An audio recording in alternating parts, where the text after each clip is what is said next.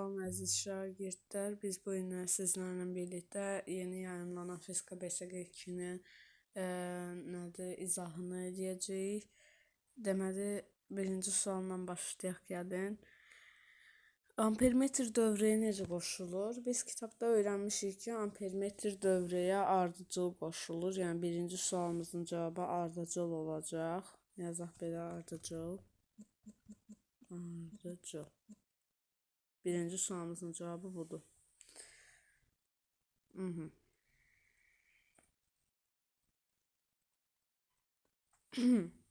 İndi ikinci suala baxaq.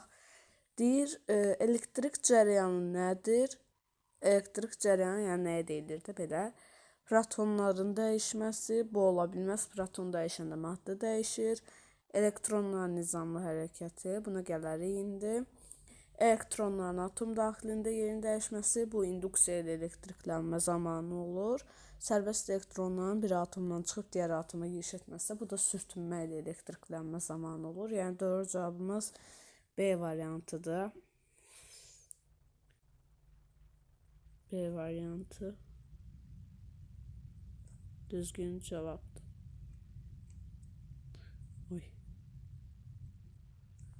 B variantı. Deməli, növbəti suala keçək. Üçüncü sual. Müqaməti 20 ohm olan lampanın gərginliyi 30 voltdur. Lampanın cərəyanını hesabla. Müqaməti 20 ohmdur. Biz burada ohm qanununun düsturu ilə hesablayacağıq. Yəni cərəyan şiddəti, yəni I bərabərdir U bölünsün R düsturu ilə hesablayacağıq. 30-20-yə böləndə 1,5 eləyir. Yazaq belə. Düsturumuzu birinci yazaq. I bərabərdir U bölünsün R. U gərginlikdir, R müqamətdir, I cərəyan şiddətidir. Deməli, yəni hesablayanda belə olacaq. 30 bölünsün 20. O da bərabər olacaq 1,5-ə. Yəni cavab 1,5-dir. Vahidində yazaq 1,5 amper. Növbəti suala keçək. Deməli, şəkildəki ampermetrin bir bölgüsünün qiyməti və mütləq xətası nəyə bərabərdir? Burada səhv düşüb bir tərəfdən 90 düşüb, bir tərəfdən bir ki, şkala sayı eynidir aralarında. Sadəcə bir tərəfdə 90 düşüb, bir tərəfdə 10 düşüb. Biz bunu 10 kimi hesablayacağıq. Yəni 10-dan 0-a doğru. Biz bilirik ki, 10 düsturu belədir.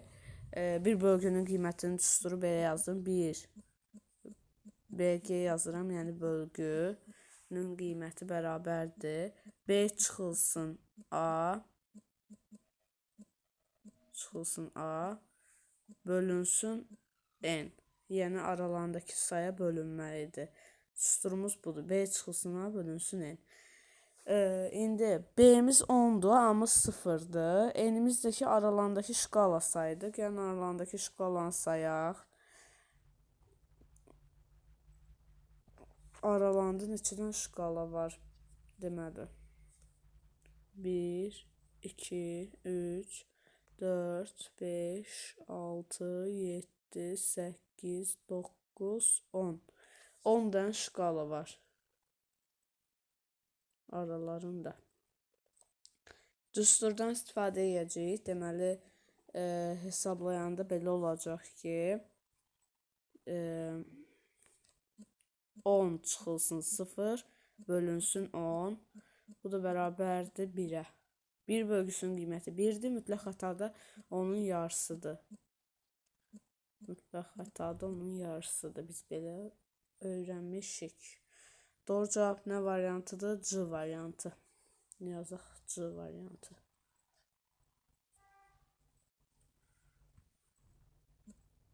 C variantı.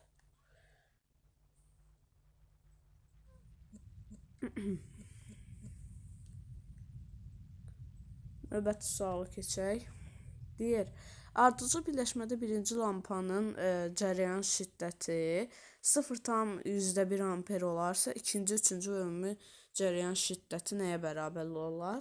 Biz sizinlə öyrənmişik ki, ardıcıl birləşmədə cərəyan şiddəti sabit olur. Yəni dövrənin bütün hissələrində cərəyan eyni olur.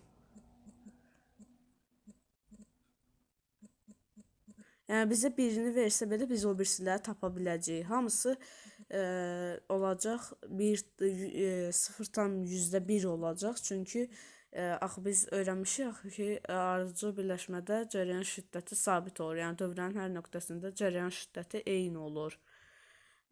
Daha doğrusu bütün lampalarda məsələn cərəyan şiddəti eyni olur. Yəni biz belə bilirik sabit olduğuna görə. Yəni burada da cavab olacaq 0,1 yazaq. 0-dan daha doğrusu %1 üzr sayın.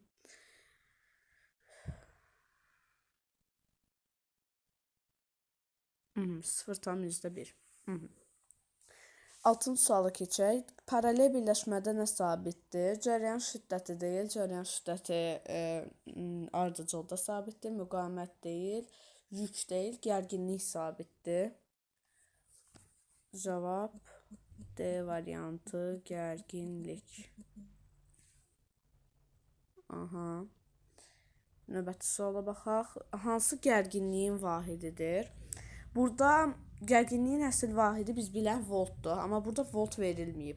Onda biz düsturdakı şeylə eləyəcəyik. Yəni beynəlxalq sistemdəki vahidi soruşur yəqin. Gərginliyin düsturu W bölünsün Q-dür. W yəni enerji miqdarı. Q-dəki yükdür, keçən yükdür. W-nun vahidi çoldur, yəni enerji miqdarının vahidi çoldur. Yükün də vahidi kulondur, yəni çol bölünsün kulon olacaq. Cavab C variantı. C variantı çol bölünsün kulon. Növbəti suala baxaq.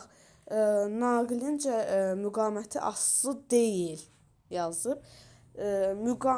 Biz bilirik ki, cərəyan şiddəti müqamətdən asılıdır. Müqamət cərəyan şiddətindən asılı deyil.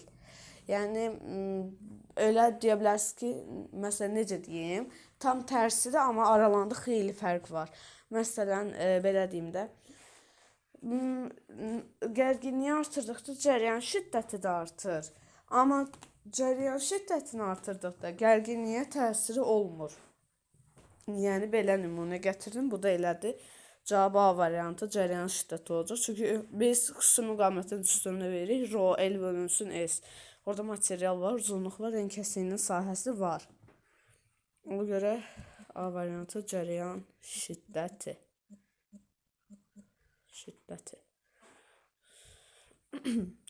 Növbəti, ampermetr nəyi ölçür? Ampermetr elə adından da göründüyü kimi, yəni ampermetr cərəyan şiddətini ölçür. Çünki cərəyan şiddətində vahidi amperdir. Arxasına metr qoşublar, yəni cərəyan şiddəti.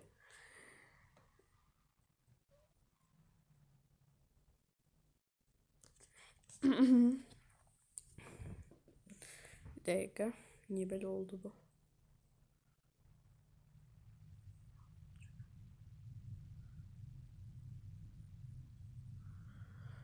Aha, növbəti suala baxaq. Sürtünmə ilə elektriklənmə zamanı nə prosesi baş verir? Bu, buraya yerləşməyə bilər. Sürtünmə ilə elektriklənmə zamanı sərbəst elektron atomu bir atomdan çıxıb digər atoma daxil olur.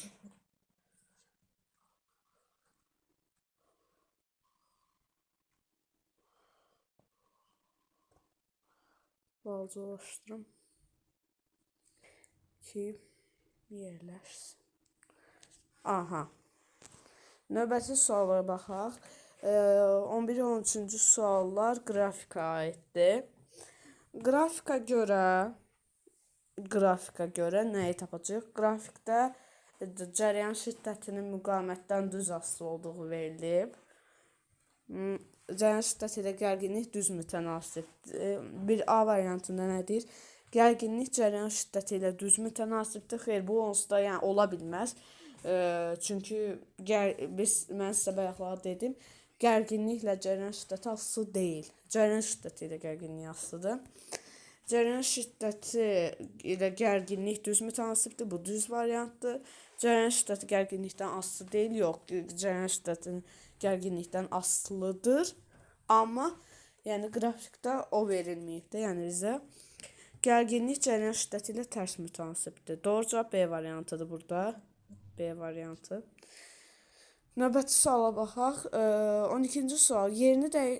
Onların yerini dəyişsəydik nəsə dəyişikliyi olardı? Yəni U ilə I-nın yerini dəyişsəydik nəsə dəyişikliyi olardı?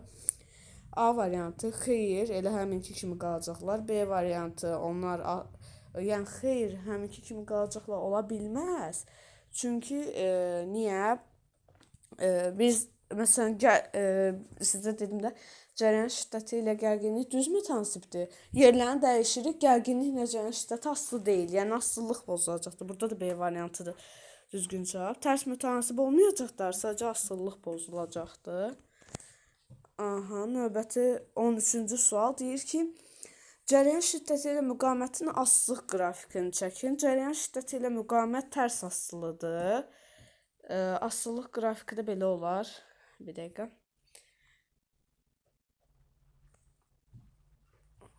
Bir dənə də bundan götürüm. Tərs asılıdırlar, ona görə belə olacaq. Asılılıq qrafikini çəkdim. Tərs asılıdır. Növbəti sual. 14-cü sual. Rezistorun 14-15-ci suala bu şəklə aiddir.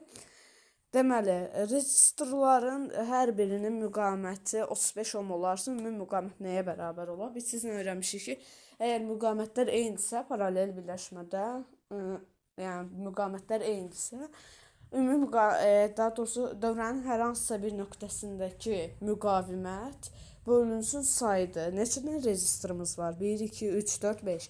5 dənə rezistorumuz var.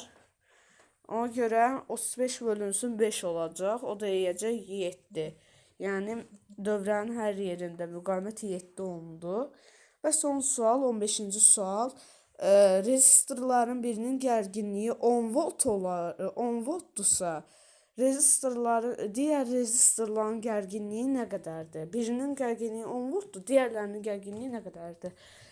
Biz sizinlə öyrənmişik ki, paralel birləşmədə gərginlik sabit olur. Yəni bəzi uşaqlar bunu götürüb belə eləyirlər ki, onu bölürlər 5-ə. 5 dənə rezistor var axı. Onu bölürlər, götürürlər sayına. Amma o düzgün deyil. Axı biz sizinlə öyrənmişik ki, paralel birləşmədə nə sabitdir? Gərginlik sabitdir. Yəni dövrənin hər yerində gərginlik eynidir. Düzgün cavab 10 volt olacaq. 10 volt. Deməli BSG-miz bu qədər idi. Hamısının cavablarını yazdıq. Sağ olun. BSG-nin vaxtıdır. Yəni özünüzə hazırlaşın. Sağ olun, salamat qalın.